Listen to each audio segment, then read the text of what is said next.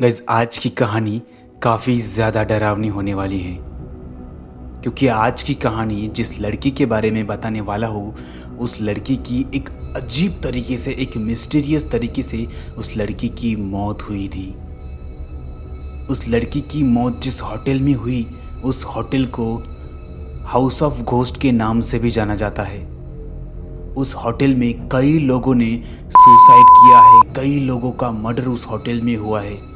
इस वजह से आज भी उन लोगों की आत्मा उस होटल में भटकती रहती है, किसी की तलाश आज भी करती रहती है। गाइस, उस होटल का नाम है सिसेल होटल।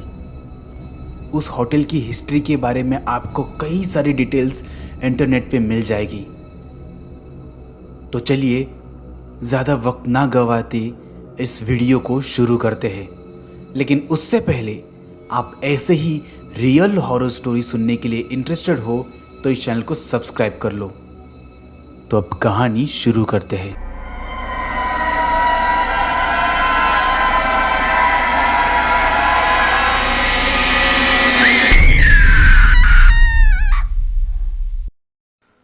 ये कहानी शुरू होती है फेब 2013 की।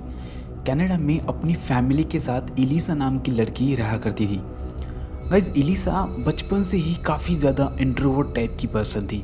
उसे पर्सन टू पर्सन किसी के साथ बात करना, किसी के साथ रहना उसे काफ़ी अच्छा नहीं लगता था। तो इस वजह से वो अपने साथ ही अपने रूम में ही रहा करती थी। और उसके साथ साथ ही उसे एक बाइपोलर डिसऑर्डर नाम की बीमारी थी, जिस वजह से उसके मूड में हमेशा स्विंग रहता था। कभी उसे काफ़ी ज़्यादा डिप्रेस लगता था, कभी उसे कुछ क्रिएटिव चीज़ें करने की इच्छा होती थी तो वो कभी साइलेंट रहा करती थी, जिसकी वजह से उसे मेडिसिन भी चालू रहती थी। वो पढ़ाई में काफ़ी अच्छी थी, होशियार थी और स्कूल में भी उसकी नंबर्स हमेशा अच्छे रहते थे। तो ऐसे वैसे करके उसने अपना कॉलेज भी कंप्लीट कर दिया और वो ग्रेजुएशन के लिए उसने एक कॉलेज में एडमिशन ले लिया। गाइज, एलिसा ने फर्स्ट ईयर तो अच्छे से निकाला, लेकिन उसके इस बाइपोलर डिसऑर्डर की वजह से उसके पढ़ाई में भी काफ़ी ज़्यादा गैप होने लगा। तो एलिसा ने अपना फर्स्ट सेमेस्टर कंप्लीट करने के बाद जैसे ही वो सेकेंड सेमेस्टर में गई तो उसकी जो बीमारी थी वो काफ़ी ज़्यादा बढ़ गई थी। तो इस वजह से एलिसा ने सोचा कि कुछ महीनों का या फिर कुछ दिनों का गैप लेते हैं। तो एलिसा ने कॉलेज में कुछ दिनों का गैप लिया और वो घर में ही रहने लगी। गाइज, मैंने बताया था कि एलिसा बचपन से ही इंट्रोवर्ट टाइप की पर्सन थी, तो इस वजह से उसे पर्सन टू पर्सन किसी के साथ कम्युनिकेट करना अच्छा नहीं लगता था। तो वो अपने जो थॉट्स थे वो लोगों के साथ शेयर करने के लिए सोशल मीडिया का यूज़ करती थी। तो उसका एक सोशल मीडिया पर एक अकाउंट भी था, तो वो अपने जो थॉट थे, अपनी जो सोच थी या फिर लोगों के साथ कम्युनिकेट करना जो भी था वो उसी अकाउंट से किया करती थी। तो गाइज, ऐसे ही एक दिन एलिसा ने सोचा कि यार मैं रूम में रहकर अपनी जो बीमारी है, मेरी जो बीमारी है, इस चीज़ से मैं छुटकारा नहीं पा सकती। ये बीमारी तो मेरी चलती ही रहेगी। तो इस वजह से मुझे देश या फिर बाहर तक घूमना चाहिए। घूमने से मेरी जो थिंकिंग है वो बदल जाएगी और मैं फिर से नॉर्मल हो जाऊँगी या फिर मुझे कुछ फ्रेश लगेगा। तो इस वजह से एलिसा ने मुझे घूमने जाना है ऐसी बात अपने फैमिली के सामने रखी। फैमिली को पता था कि एलिसा को इस तरह की बीमारी है, तो इस वजह से ये अच्छे से घूमने फिर नहीं पाएगी। तो इस वजह से फैमिली ने उसे पूरी तरह से निगलेक्ट कर दिया कि तुम घूमने नहीं जा सकती। लेकिन गाइस, एलिसा काफ़ी ज़िद्दी थी, तो इस वजह से एलिसा ने फैमिली की परमिशन ना होते हुए भी वो घूमने के लिए अपने बैग को पैक करने लगी। अपनी ज़रूरत के हर सामान उसने लिए, अपनी मेडिसिन ली और फैमिली को कहा कि मैं आपको हर सुबह कॉल किया करूँगी, कि मैं अपना लोकेशन भी बताऊँगी और मेरी कंडीशन भी बताऊँगी कि मैं कैसी हूँ कैसे नहीं, और मेरे अगले प्लान भी मैं आप लोगों के साथ शेयर करूँगी। तो उसके इस कंडीशन को लेकर फैमिली ने उसे राज़ी हो गई और उसे जाने के लिए परमिशन दे दी। तो एलिसा सुबह सुबह अपने बैग को पैक किया और वो सुबह ही अपने घर से घूमने के लिए निकल गई। तो गाइज़, एलिसा ने कई सारी जगहों को एक्सप्लोर किया, नई नई जगहों को वो विज़िट करती, वहाँ से फ़ोटोज़ निकाल मेमोरी की तरह वो फ़ोटोज़ अपने पास रखा करती थी। मतलब एलिसा ने कई जगहों को एक्सप्लोर किया था और उसका मूड भी काफ़ी अच्छा था। वो ज़्यादा डिप्रेस नहीं रहती थी, मतलब वो हर वक्त खुश रहती थी और वो हर सुबह अपनी फैमिली को कॉल कर कर बताती थी कि मैं आज यहाँ पे हूँ और यहाँ से मैं कल वह दूसरी जगह जाने वाली हूँ। ऐसे ही एक दिन एलिसा ने अपनी फैमिली को बताया कि मैं अब लॉस एंजलिस जाने वाली हूँ कल सुबह। तो एलिसा अगले ही दिन लॉस एंजलिस आ गई। वहाँ आने के बाद एलिसा ने बहुत सारे होटल को वो देखने लगी, घूमने लगी, होटल में रूम वो देखने लगी। लेकिन एलिसा के पास भी पैसे कम थे, तो इस वजह से एलिसा सस्ते से सस्ता और अच्छा होटल उसे चाहिए था। तो ऐसे ही ढूंढते ढूंढते एलिसा को एक होटल मिल गया जिसका नाम सिसिल होटल था। तो एलिसा उस होटल में चली गई और उसने चेक इन किया और उसे एक रूम मिली थी। गाइस, जिस रूम में एलिसा जाने वाली थी उस रूम में पहले से ही कुछ 2-3 लड़कियां ने वो उसी रूम में रूम लिया था। तो एलिसा को एक कंबाइंड रूम मिला था, तो वो उन लोगों के साथ उसी रूम को वो शेयर करने। लेकिन गाइस, कुछ ही घंटों में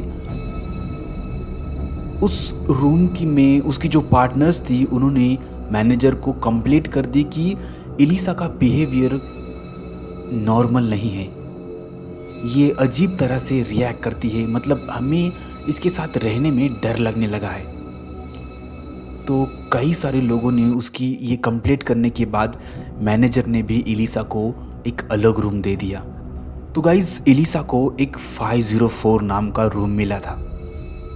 उस रूम की हिस्ट्री काफ़ी ज़्यादा डरावनी थी, जिसके बारे में आपको इंटरनेट पर बहुत सारी बातें मिलेगी। तो आप इंटरनेट पे जाकर देख सकते हैं, या फिर मैं आपको उसकी लिंक भी दे दूंगा जो डिस्क्रिप्शन में मिल जाएगी। उसके ऊपर जाकर आप उस रूम के बारे में और डिटेल जान पाओगे। तो गाइस, उसे एलिसा को वो 504 नाम का रूम मिल गया।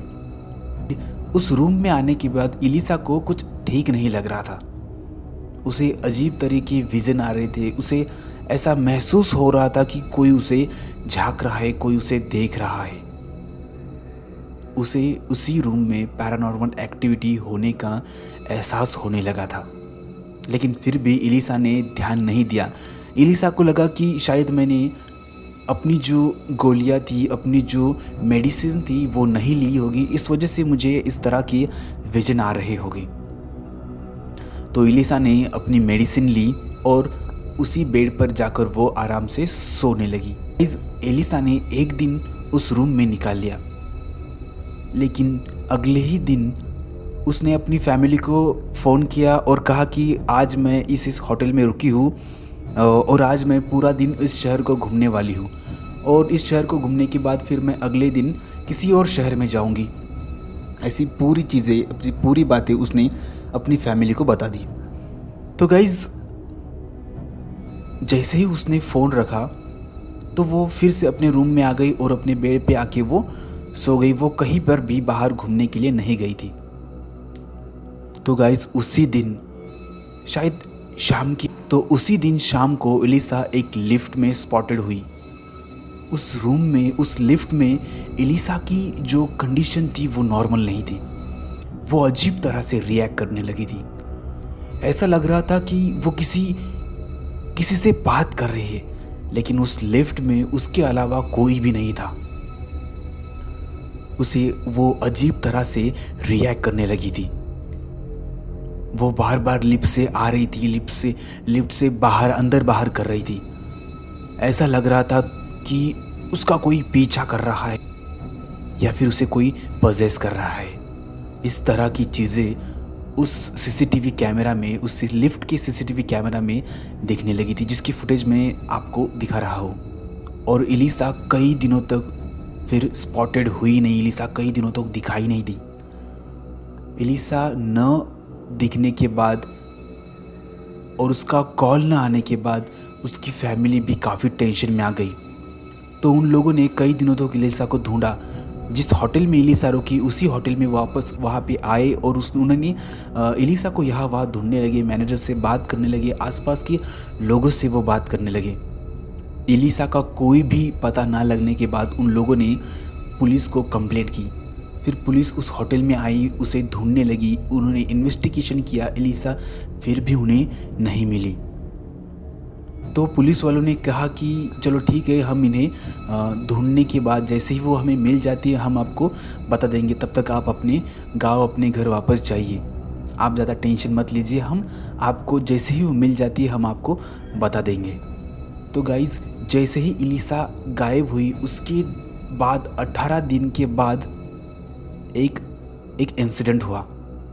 उसी होटल में जो गेस्ट रहने आए थे उन्होंने कंप्लेंट की कि इस होटल में जो पानी आ रहा है उस पानी से एक अजीब तरह की स्मेल आ रही है, मतलब वो पानी टेस्ट के लिए काफ़ी गंदा लग रहा है। कई सारी लोगों ने कंप्लेंट करने के बाद जो मैनेजर था उसने 2-3 लोगों को पानी चेक करने के लिए ऊपर टेरेस पर भेज दिया। तो वो लोग ऊपर चले गए। ऊपर जाने के बाद वो एक मेन डोर था, तो वो ऊपर जाने के बाद एक मेन जो गेट था उन्होंने वो ओपन किया। वहाँ पर एक अलार्म था ताकि जो भी दरवाज़ा को ओपन करे तो वो अलार्म बजता था। तो उन लोगों ने वो वहाँ पर जाने के बाद उन्होंने वो अलार्म भी बंद कर दिया। फिर उन्होंने वो दरवाज़ा ओपन किया और जो टेरेस के ऊपर वो जो टंकी थी उसके ऊपर वो चढ़ने लगी।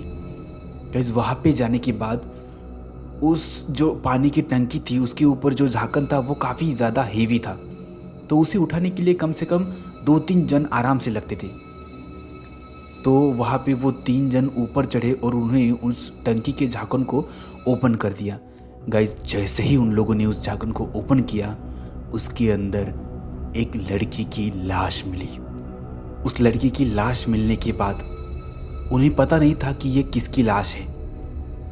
तो वहाँ पे लाश मिलने के बाद उन लोगों ने पुलिस से कांटेक्ट किया। फिर वहाँ पे पुलिस आई, लोगों ने उस लाश को उस पानी की टंकी से बाहर निकाला। तो उन लोगों ने देखा कि जिस लड़की की कंप्लेंट उसके माँ बाप करके गए थे, जिस लड़की का फोटो उन्होंने दिया था, वो वही लड़की थी। उस पानी की टंकी के अंदर उस एलिसा की लाश कैसे गई होगी और एलिसा की मौत कैसे हो गई, ये आज भी मिस्ट्री बनकर रह चुकी है। क्योंकि जब एलिसा ने उस लिफ्ट में एलिसा लास्ट टाइम दिखी थी तो उसके बाद एलिसा कहीं पर भी नहीं दिखाई दी थी। तो एलिसा अचानक टेरेस के पास कैसे गई? वहाँ पर जाने के बाद वो अलार्म, उसने जब दरवाज़ा ओपन किया तो वो अलार्म क्यों नहीं बजा? और पानी के टंकी के ऊपर जाने के बाद उतना हेवी झाकन उसने अकेले कैसे खोल दिया?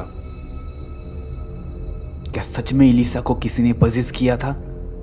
क्या सच में एलिसा किसी से डर रही थी?